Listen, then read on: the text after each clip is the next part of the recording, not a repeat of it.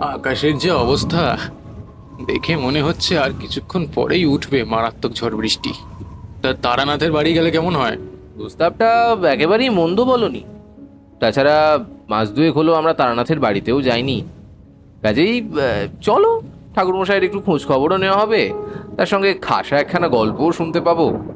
আমি আর কিশোরী তারপর হাঁটতে হাঁটতে চলে এলাম তারানাথের বাড়িতে।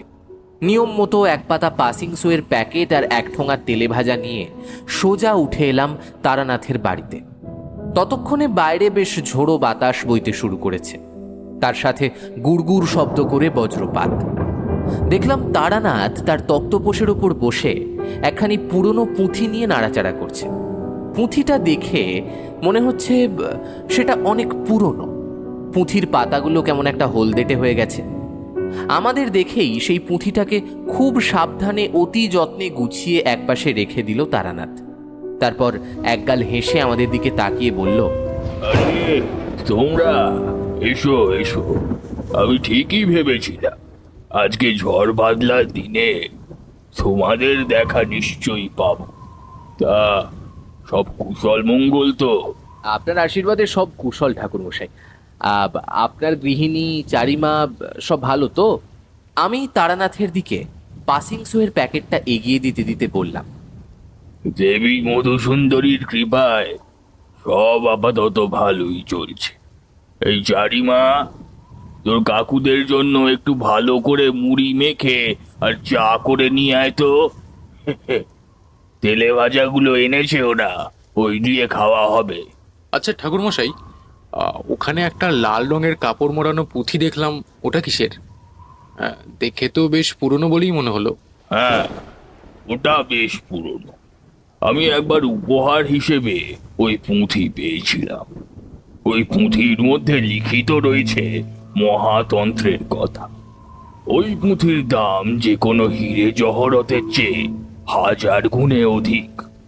যদিও সঠিক মানুষের হাতের কাছে এসে এই পুঁথি না পড়লে এই পুঁথির মূল্য বোঝা যাবে না।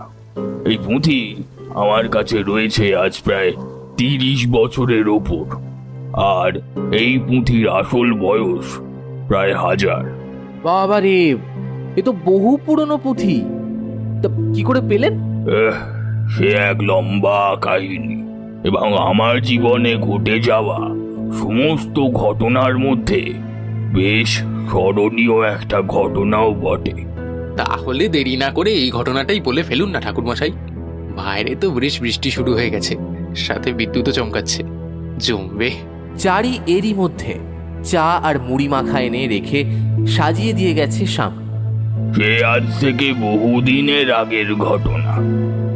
আমি তখন সংসারী জীবনে প্রবেশ করিনি, পথে প্রবাসে ঘুরে বেড়াচ্ছিলাম। একবার খবর এলো বীরভূম জেলার এক বহু প্রাচীন পাহাড়ের তলায় এক সাধু আসবে। তোমরা তো জানোই বীরভূম হলো এমন এক শক্তিপীঠ কেন্দ্র যেটা কিনা সাধনা করার পক্ষে অতি উত্তম স্থান। তাই যে কোনো রকম শক্তি সাধনার উদ্দেশ্যে সাধকরা সর্বপ্রথম ওই স্থানকেই বেছে নেয়। তাছাড়া তারাপীঠ মহাশ্মশান থেকে শুরু করে আকালিপুরের দেবী কুহকালীর মন্দির থেকে শুরু করে আরো প্রচুর শক্তিপীঠ রয়েছে সেখানে। তো যাই হোক, আমিও সেই সাধুর সাথে দেখা করতে গেলাম এবং বেশ কিছু গুপ্ত বিদ্যা শেখার পরে সেখান থেকে ফিরছি। হাঁটতে হাঁটতে কখন না জানি প্রবেশ করে ফেলেছিলাম এক গ্রামে। গ্রামের নাম তখন জানতাম না, তবে পরে শুনেছিলাম গ্রামের নাম হরিতলা। বেশ মনোরম গ্রাম।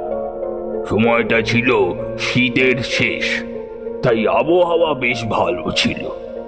সবুজ ধান ক্ষেত, আখ ক্ষেত, সবজির ক্ষেত, নিকোনো উঠোন, আটচালা মাটির বাড়ি, পুকুর ঘাট, পুরনো কালী মন্দির, সব মিলিয়ে সে আদর্শ এক গ্রাম। এখন অবশ্য এমন গ্রাম দেখা যাওয়া বেশ মুশকিল, তবে সেই সময় গ্রাম বাংলায় এমন প্রচুর গ্রাম ছিল। পথে পথে ঘুরি, যেখানে আশ্রয় পাই সেখানে রাতটুকু কাটিয়ে দিই, আবার পরের দিন নতুন পথে যাত্রা করি। জীবনের কোনো তাড়া নেই তখন আমার। সেদিনও সেই পথের ওপর এক বিশাল বটবৃক্ষের তলায় থাকা মা কালীর মন্দিরে আশ্রয় নিলাম। ঠাকুরমশাই সন্ধ্যা আরতি দেবার পরে প্রত্যেকের উদ্দেশ্যে প্রসাদ দিলেন। তৃপ্তি করে খিদের পেটে সেই প্রসাদ খাওয়ার পরেই ঠাকুর দালানে বসে আছে। দেখলাম একজন প্রৌঢ় ভদ্রলোক এসে আমার সামনে দাঁড়ালেন। ভদ্রলোকের গায়ে সাদা পোশাক, পরনে ধুতি, সাদা গোঁফের নিচে সামান্য বেরিয়ে আছে ঠোঁট। বয়স আন্দাজ 60-এর ওপরে, তবে চেহারার বাঁধন আর পোশাক দেখে মনে হচ্ছিল বেশ আভিজাত্য আছে। তারপর সেই ভদ্রলোক হাত জোড় করে আমার সামনে এগিয়ে এলেন। আমায় বললেন, তোমায় দেখে তো বড় ভক্তি হয় বাবা। কোথা থেকে আসা হচ্ছে? কিছু কিছু মনে করো না বাবা, তোমায় তুমি করে বললাম বলে। আসলে আসলে বয়সে তোমার থেকে অনেকটাই তো বড়। আমি আমি তাই আর কি। না না, একদম নয়। আপনি আমার বাবার বয়সী। আপনি যেটা বলতে স্বচ্ছন্দ বোধ করবেন সেটাই বলুন। আমার তো নির্দিষ্ট কোনো থাকার স্থান নেই। আমি পথে প্রবাসে ঘুরে বেরিয়ে সাধনা করি। যা পাই তাই খেয়ে নিই, যেখানে আশ্রয় পাই সেখানেই ঘুমিয়ে পড়ি। বলতে পারেন পুরো পৃথিবী আমার বাসস্থান। তা তা আমাদের বাড়ি তো যেতে পারো। এমনিতেও এমনিতেও আমার গিন্নি বেশ সাধু সঙ্গ পছন্দ করে। কষ্ট কেন? সে কথা এখানে থাক বাবা। তার আগে তুমি দুটো মুখে দেবে আমাদের বাড়িতে গিয়ে। চলো চলো চলো। প্রিয়দর্শী বাবু সামান্য থেমে আবার বলতে শুরু করলেন, এমনকি আমাদের বংশের এক পূর্বপুরুষ, অর্থাৎ আমার দাদুর বাবা শ্রী দুর্গাচরণ ঘোষাল, তিনিও তন্ত্র চর্চায় বেশ পারদর্শী ছিলেন। দাদুর মুখে ছোটবেলায় শুনেছিলাম সেই কথা। গল্প করতে করতে কখন যে পৌঁছে গেছি প্রিয়দর্শী বাবুর বাড়িতে তা খেয়াল নেই। বাড়ির ভিটেতেই পা রাখতে শরীরটা কেমন যেন কেঁপে উঠল। এক অদ্ভুত কম্পন যেন আমার শরীরকে আষ্টে পৃষ্ঠে বেঁধে রাখছিল। এই অনুভূতি আর কারোর অনুভব করার কথা নয়, কিন্তু আমি বেশ অনুভব করতে পারছিলাম। আসলে মাতু পাগলি আমায় বেশ কিছু বিদ্যে দিয়েছিল। এটা সেই বিদ্যেরই ফল। বিশাল বাড়ির সামনে সিংহ মুখ আকৃতির একটা বিরাট লোহার দরজা, তার উপরেই বেশ বড় জমিদার গোছের বাড়ি, পূর্বমুখী এক দেবীর মন্দির। সেখানে টিম টিম করে জ্বলছে দুটো প্রদীপ। সেই প্রদীপের আবঝা আলোতেই চারপাশটা বেশ আলোকিত হয়ে রয়েছে। এই কে কোথায় আছিস? এই শিগগিরই দেখ কাকে নিয়ে এসছি। সন্ধ্যাবেলা বেশ আয়েশ করে পেট পুড়ে খেয়ে বাইরের উঠোনে একটু হাঁটাহাঁটি করছিলাম, আমি আর প্রিয়দর্শী বাবু। আচ্ছা প্রিয়দর্শী বাবু, তখন কি একটা বলতে বলতে থেমে গেলেন? ওই পুকুরের না কিসের একটা কথা? আমি স্পষ্ট বুঝতে পারলাম প্রিয়দর্শী বাবুর মুখের ওপর নেমে এলো এক কালো গভীর ছায়া। প্রিয়দর্শী বাবু প্রায় থতমত খেয়ে বললেন, তোমাকে কি বলবো তারানাথ, ভবিষ্যৎবাণী যে এইভাবে ভুলে যাবে জানি না। এই বাড়িতে এত কিছু ভালোর মধ্যেও এক ভয়ানক জিনিস লুকিয়ে রয়েছে, আর সেটা হলো এই বাড়ির পুকুর ঘাট। সেই পুকুর ঘাট যেন অভিশপ্ত।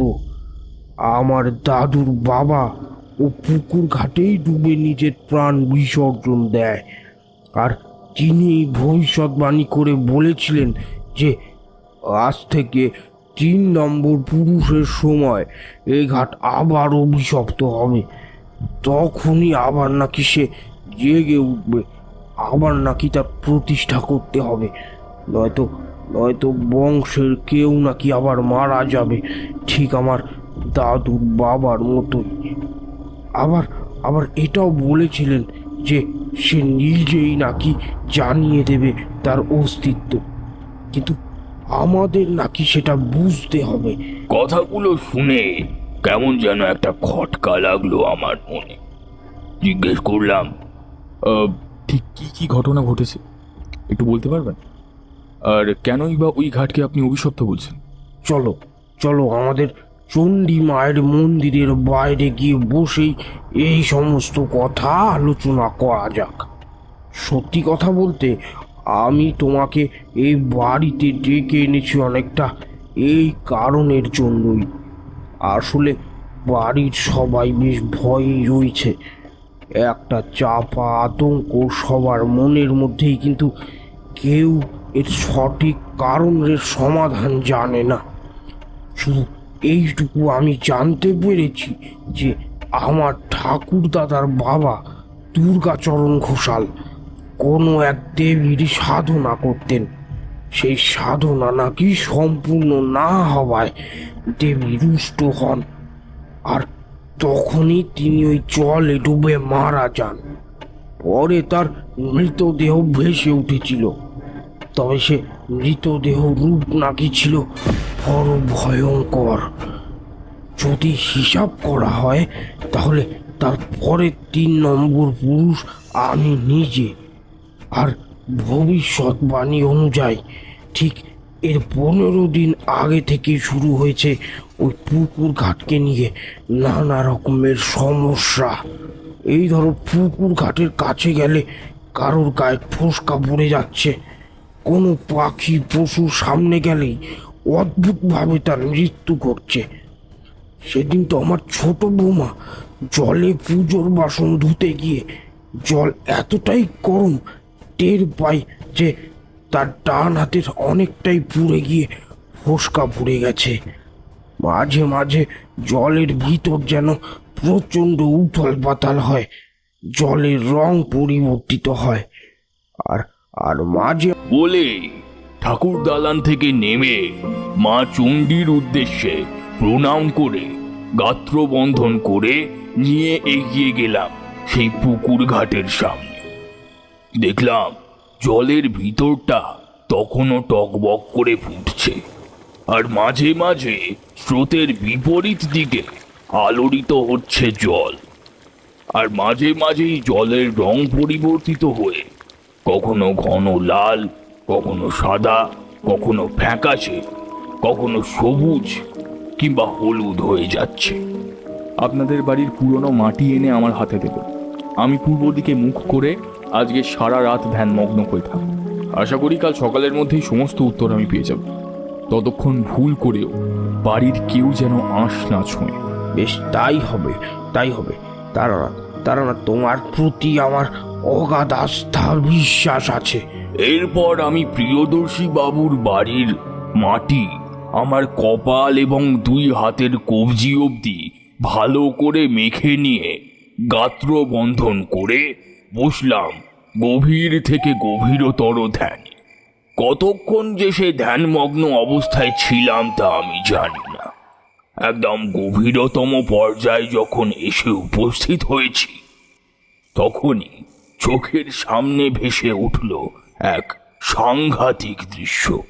আমি চোখের সামনে দেখতে পেলাম একজন মধ্যবয়স্ক পুরুষ মানুষ, কপালে লাল তিলক, গায়ে রক্তবর্ণ পোশাক, এক হাতে একটা পিতলের দেবী মূর্তি, আর অন্য হাতে লাল রঙের কাপড় জড়ানো পুঁথি নিয়ে নেমে চলেছে পুকুর ঘাটের সিঁড়ি বরাবর।